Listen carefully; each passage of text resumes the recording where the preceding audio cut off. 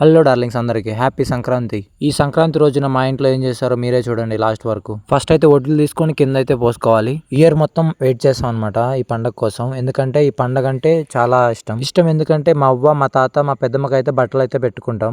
బట్టలు పెట్టిన తర్వాత వాళ్ళకైతే పల్లెలని పెడతాం అనమాట. ఒక 5 పల్లెలు పెడతాం. ఆ పల్లెల్లో ఉండేది మేమే అయితే తినాలన్నమాట. తినేసిన తర్వాత ఈవినింగ్ అయితే మా అవ్వ, మా తాత, పెద్దమ్మ గొర్రెల దగ్గరికి అయితే వెళ్ళిపోయాం. ఇక్కడ ఆకులు గడ్డి అన్ని మొలిచినాయని చెప్పి అన్ని అయితే క్లీన్ చేసినాం. క్లీన్ చేసి అక్కడ ఉన్న మట్టి కూడా కొంచెం అయితే వేసి అక్కడ దీపాలు పెట్టాలని చెప్పి మా పెద్దనాన్న, మా అన్న కొడుకు అయితే ఇద్దరైతే పెట్టారనమాట. పెట్టిన తర్వాత వాటర్ చల్లి పసుపు, కుంకుమ అన్నీ అయితే చల్లిన పూలు అన్నీ చల్లాలని చెప్పి మళ్ళీ అయితే పూలు అయితే తీసుకొని మా పెద్దమ్మ అయితే పూలు అయితే పెట్టింది.